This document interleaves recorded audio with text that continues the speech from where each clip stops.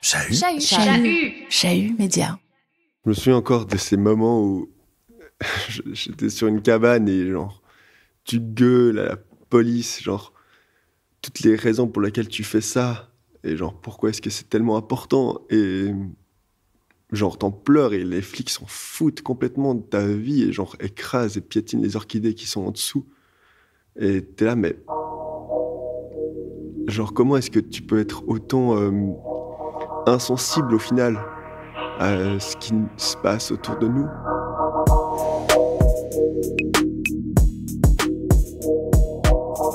Depuis les années 70, en réaction au grand projet modernisateur des 30 Glorieuses, ainsi qu'aux dommages causés à l'environnement et à la santé qu'ils occasionnent, les mouvements de contestation écologique, partout, se multiplient. Partout, ils constituent le pendant protestataire à l'histoire enchantée de la croissance fordiste, capitaliste, dont le discours vante les modernismes technologiques. Aux effets délétères de l'extraction des ressources naturelles, ou bien à la destruction du vivant, s'opposent des mobilisations de coalitions protestataires hétérogènes. Et parfois, ces militants entreprennent d'occuper physiquement un lieu menacé par la prédation industrielle. Ce mode d'action ancien a pris ces dernières années une dimension médiatique autour du phénomène des ZAD, pour zones à défendre, qui, de la Vendée au canton de Vaud, a vu des protestataires s'installer de manière plus ou moins durable sur des sites menacés de destruction. Chez Chahut Média, on s'est demandé pourquoi un citoyen ou une citoyenne un jour s'engage concrètement au nom d'une cause, se faisant activiste, adepte de l'action citoyenne non violente directe ou bien de l'action directe, voire du coup de poing. Pour cela, on a créé cette mini-série, L'Embrasé, une proposition conçue en collaboration avec Loé Lawson et coproduite par Après. Dans ce deuxième épisode, on rencontre 2 ex-occupants de la ZAD, de la colline du Mormont, la première ZAD de Suisse, qui pendant 5 mois, jusqu'en mars 2022, a vu militantes et militants monter la garde sur la colline pour faire barrage au projet d'expansion du cimentier Holcim. C'est L'Embrasé. À toutes et tous, bienvenue. Je peux me présenter, je considère que je fais partie des militantes ex qui militent pas que pour le climat, mais pour une écologie radicale, donc une écologie qui se veut très intersectionnelle, sociale, solidaire, populaire, et donc par extension anticapitaliste. Ça fait plusieurs années que je suis active dans ces milieux-là. J'y suis arrivée au début de par des études que j'ai faites, je me suis posé beaucoup de questions sur l'environnement et l'état du monde dans lequel on vit. Puis petit à petit, j'ai quitté le monde académique pour me consacrer pleinement à mes activités militantes.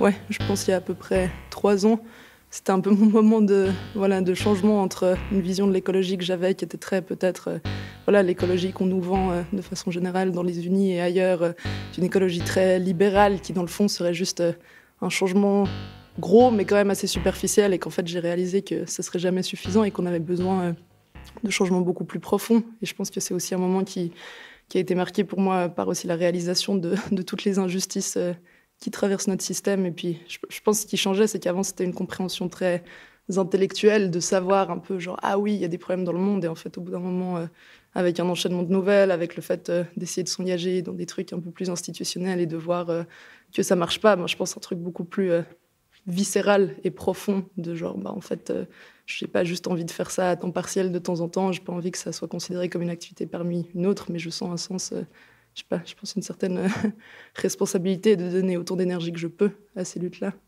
Au début, il y a une émotion des émotions très fortes liées à une incompréhension un peu une fois qu'on commence à réaliser ce qui se passe dans le monde, de genre mais pourquoi on en est là, pourquoi il n'y a pas plus de gens qui se bougent. Je pense de la colère aussi, colère contre le monde, mais colère aussi contre l'apathie générale qu'on voit un peu, ou qu'on pense voir en tout cas autour de nous. Et ouais, je pense beaucoup de colère, beaucoup d'incompréhension. Et après, au fur et à mesure de l'engagement, j'ai l'impression que quand on rencontre des personnes qui ont aussi envie de s'engager et puis qu'on peut vraiment approfondir nos luttes et puis faire des choses concrètes, je pense qu'il y a plein d'autres émotions qui viennent de grandes... peut-être au début, c'est une perte de sens, et après, c'est le fait de petit à petit retrouver un sens, de se diriger vers un engagement de plus en plus intense. Cassez-vous ! Cassez-vous ! Il est midi mardi, des centaines de policiers en tenue anti-émeute débarquent sur la ZAD, la zone à défendre occupée par des militants écologistes depuis 5 mois et demi. La palette complète d'émotions, elle se déploie aussi sur la temporalité, où par exemple, il y avait eu, quelques jours avant l'évacuation, une immense action écoféministe à la ZAD, où c'était une centaine de personnes sans hommes cisgenres qui étaient allées dans la carrière, qui avaient défoncé des barrières, qui étaient allées danser, faire de la musique. Enfin, genre, c'était vraiment une action très très puissante, très très colorée et très empuissante aussi. Je me rappelle des sensations après cette action. Sur le moment, il y avait une grande euphorie, mais après coup aussi, en repensant à la journée qu'on venait de passer, je me souviens un sentiment profond de fierté collective et de voir en fait ce qu'on peut créer ensemble et de joie aussi. En même temps, ces moments de joie, on peut les ressentir même quand on sait que le monde va mal, de se dire, mais en fait, le monde, c'est de la merde sur plein d'aspects, mais en fait, dans ces moments-là, on est quand même ensemble à lutter contre ça et puis à essayer de faire au maximum pour rejoindre nos forces et faire quelque chose, quoi, faire bouger les choses.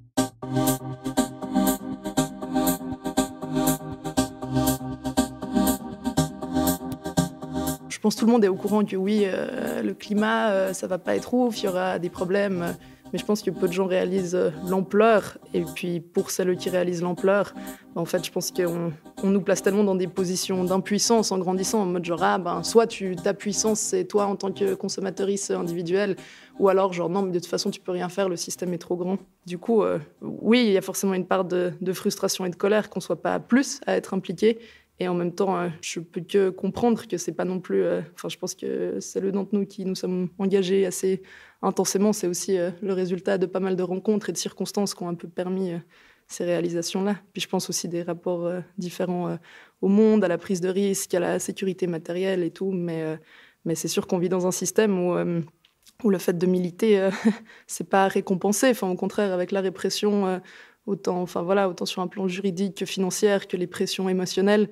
Et on balance avec ça juste la contrainte à l'emploi, les pressions sociétales qui font qu'un autre chemin serait plus facile. Je pense que c'est assez compréhensible qu'on ne soit pas tant que ça, même si ça me rend triste et en colère.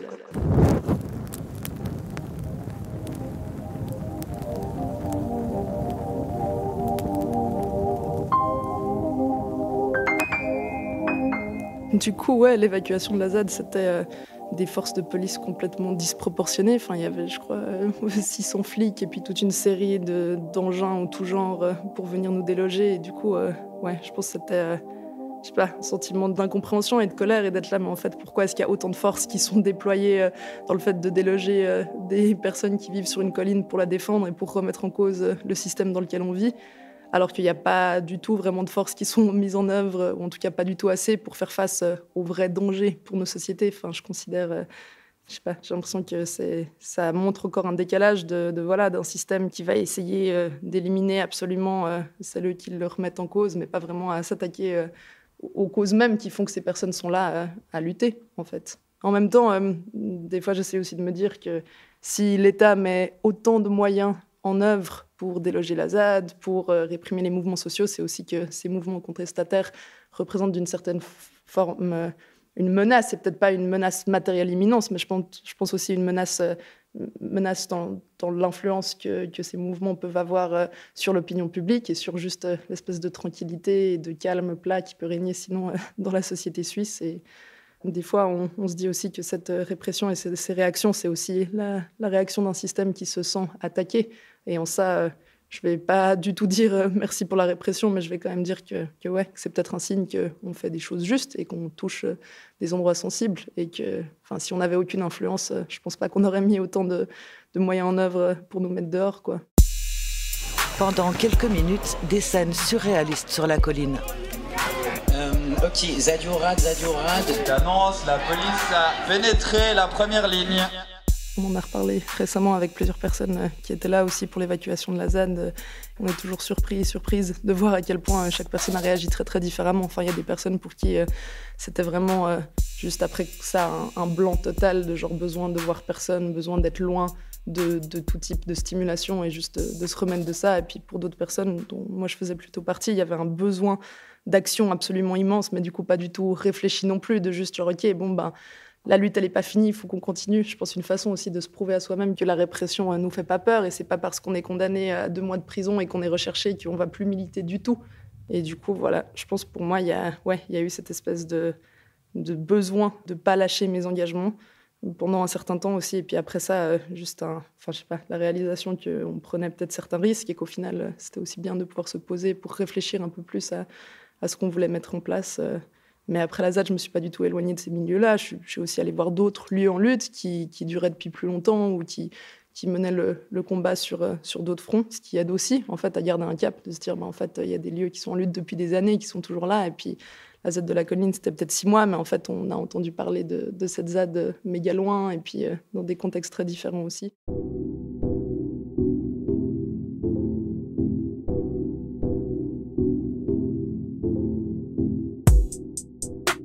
À chaque fois que je revois des amis à moi qui font pas partie des milieux militants et que ces personnes me demandent genre « Ah, mais du coup, ta vie ces derniers temps, c'était comment ?» La réponse, c'est toujours intense. Enfin, genre, je pense qu'il y a un peu ce mot de l'intensité qui revient tout le temps. Et en effet, je pense que quand on a vécu ce genre de vie, que ce soit pendant quelques mois ou quelques années, moi, pour ma part, ça me paraît difficile de revenir à un mode de vie qui soit répétitif et plat. Enfin, c'est vrai qu'on a quand même l'habitude d'être un peu en mouvement perpétuel. Des copains qui ont eu un plan pour une maison à un moment et qui ont eu l'information que la maison allait durer 5 mois. Et puis tout le monde était là, genre, waouh, trop bien d'avoir un lieu à long terme. Alors que 5 mois dans un même endroit, ça paraît pas forcément du long terme. Alors que d'un coup, pour beaucoup d'entre nous, c'est des durées auxquelles on n'est pas forcément habitué si on est tout le temps un peu en perpétuel mouvement. Et puis, à chaque fois, le fait de renouveler des nouvelles actions, des nouveaux fronts de lutte, des nouveaux questionnements. Je pense que cette intensité de vie, ça place un peu un nouveau référentiel. Et puis, et en effet, c'est difficile d'imaginer revenir à quelque chose de totalement différent. Après, on ne peut pas se cacher quand même que les effets de l'épuisement, par exemple, par rapport à cette intensité-là, moi, je connais aussi beaucoup de personnes qui ont milité pendant pas mal d'années, mais qui, au bout d'un moment, ça devenait trop, quoi. Donc, c'est aussi une des questions qui est pas mal présente dans nos groupes. C'est aussi de se dire comment maintenir cet engagement et cette intensité-là à long terme aussi, parce qu'on sait que les luttes qu'on mène, c'est pas dans 2 ans qu'on va se dire genre « Ah yes, on a aboli tous les systèmes d'oppression et tous les problèmes écologiques qu'il peut y avoir sur Terre. » Enfin non, je pense qu'on sera en train de lutter toute nos vies, quoi. Et du coup, ouais, on essaie de se poser la question de comment on peut faire durer ça sans qu'on soit juste là à se consumer par un feu trop fort qui durerait pas longtemps, quoi.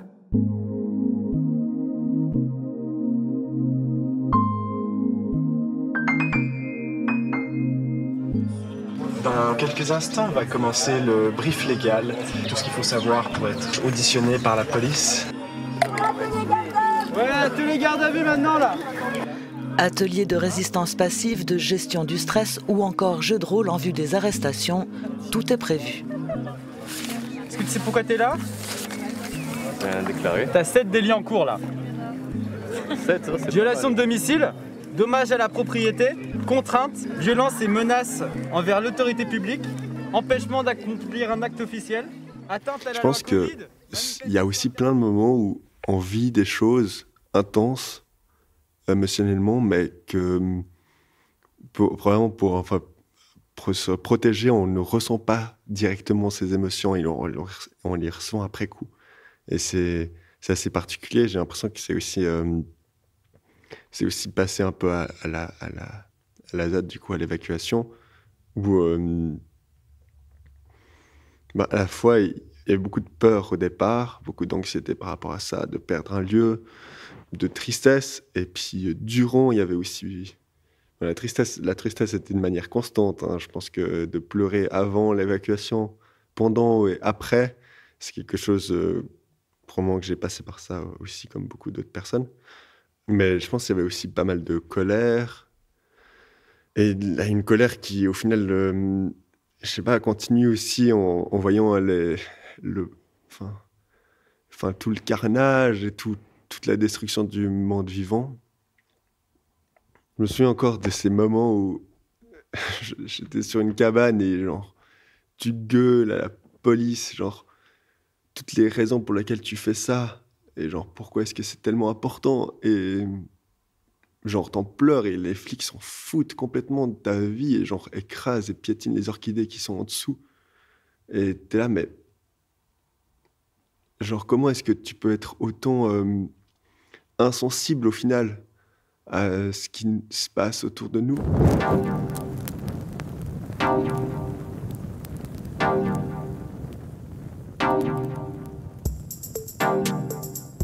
Je me souviens même de cette première fois où je me suis engagé, d'avoir un père violent contre ma mère et enfin, j'avais moins de 4 ans, mais de me mettre entre les deux pour pas que mon père la frappe.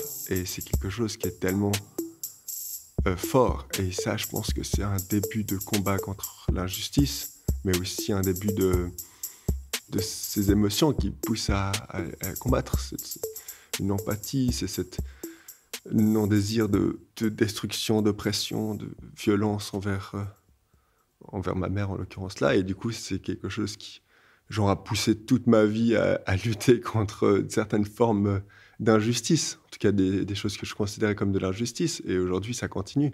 Et du coup, je pense juste que je suis ces chemins émotionnels de bataille contre l'injustice. Et au final, c'est assez intéressant, mais tout ce qu'on fait, toutes les luttes qu'on fait, c'est uniquement par amour. Et c'est uniquement par l'amour qu'on a pour les autres, l'amour qu'on a pour le vivant. Et puis même, au final, de casser, de saboter des machines, de détruire des usines, c'est des choses qui sont faites par amour. Parce que c'est la violence que le système est en train d'abattre sur le vivant, sur le monde vivant, mais aussi sur les personnes. Enfin, ça peut pas continuer. Et du coup, c'est normal de résister contre ça et de définir que nos actions de casser des vitrines, c'est quelque chose de violent, c'est faux. C'est quelque chose qui est fait par amour, et qui est fait par amour pour le vivant et pour les personnes.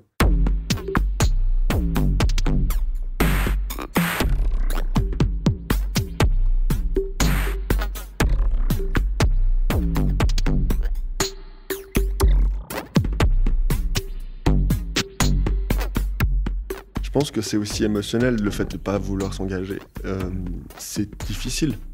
C'est difficile de prendre conscience. Et là, je suis pas en train de réprimander les gens parce que juste qu'ils prennent pas conscience de la gravité de nos situations sociales et écologiques. Je pense que c'est aussi normal. Se lancer dans le militantisme, c'est aussi avoir la conscience que on va se faire réprimer fortement, que nos actions vont pas forcément être efficaces, qu'on va avoir l'impression de perdre notre temps au final contre un système tellement destructeur. Et je pense qu'il y a plein de gens aussi au final qui se s'engagent pas juste parce qu'ils ont l'impression qu'on peut juste rien faire. Comme vous le savez tous, il y a de grandes probabilités que l'évacuation survienne demain ou à l'aube. Donc voilà, il va vraiment falloir être prêt. Qu'on essaye de faire quelque chose et que ça marche pas, personnellement, je me sens encore plus mal. Je culpabilise encore plus de ne pas avoir réussi à faire ces choses. C'est-à-dire ne pas avoir réussi à ouvrir un bâtiment pour une occupation, du coup, tu as des personnes qui vont pas pouvoir être logées et qui vont devoir dormir à la rue. Ne pas réussir à libérer des animaux, en fait, c'est des animaux en plus qui vont mourir. Et en fait, c'est fou de se sentir coupable par rapport à ces destructions et ces oppressions, alors qu'en fait, concrètement, je ne suis pas coupable de ça et j'essaye de les combattre. Mais juste ne pas réussir à les faire, ça me rend tellement mal. Et aussi ne rien faire, ça me rend mal. C'est ça, au final. Quand tu commences à faire un pas en avant pour comprendre le système et pour comprendre comment est-ce que ça se fait que ce système nous fait tant souffrir, au final, tu peux pas revenir en arrière. Donc il y a ça aussi. Mais après, il y a aussi le moment où les actions fonctionnent. Et là, c'est aussi un sentiment agréable. C'est un sentiment de dire, en fait, on fait une avancée. On parvient à faire changer, à faire bouger les choses. Et après, on voit des articles dans les journaux. Et t'es là, ah ouais, trop bien. ça fait pousser l'opinion publique et tout. Et en fait, il y a aussi des moments où tu as cette réussite, mais après qui est vite retourné dans l'eau et Par exemple, pour la ZAD, où on a fait un truc énorme, on a réussi à montrer l'importance de protéger des lieux naturels, mais de le protéger concrètement en y allant.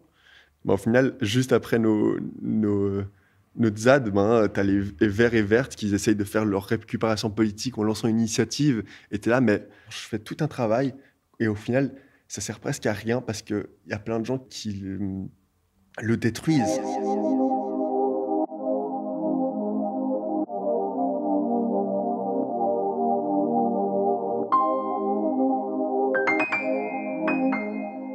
Et t'es là, mais qu'est-ce que je dois faire pour que ça soit suffisant pour qu'on réussisse à respecter les rapports du GIEC?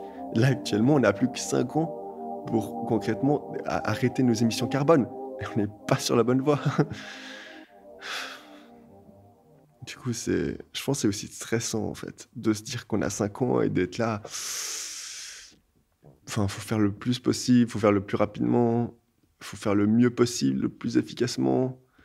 Et j'ai l'impression que les personnes qui viennent dans nos groupes et qui militent avec nous sont aussi des personnes qui sont sensibles. Et du coup, c'est difficile de dire que c'est forcément plus extrême. C'est juste que, oui, effectivement, je pense que les groupes militants sont beaucoup plus sensibles que la population. Mais c'est pas tellement la faute de la population, c'est aussi, au final, de comment est-ce qu'on apprend les choses. On a vraiment des constructions sociales qui nous apprennent vraiment à être insensibles.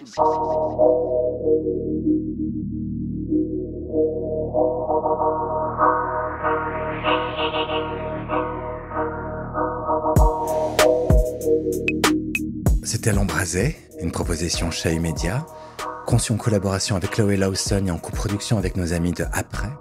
Interview des militants et des militantes de la ZAD du Mormont, signé Antoine Harari. Tous les épisodes de L'Embrasé sont disponibles sur chahut.ch et sur l'ensemble des plateformes de podcast. N'hésitez pas à nous laisser des étoiles. Et on vous dit à bientôt pour un nouvel épisode.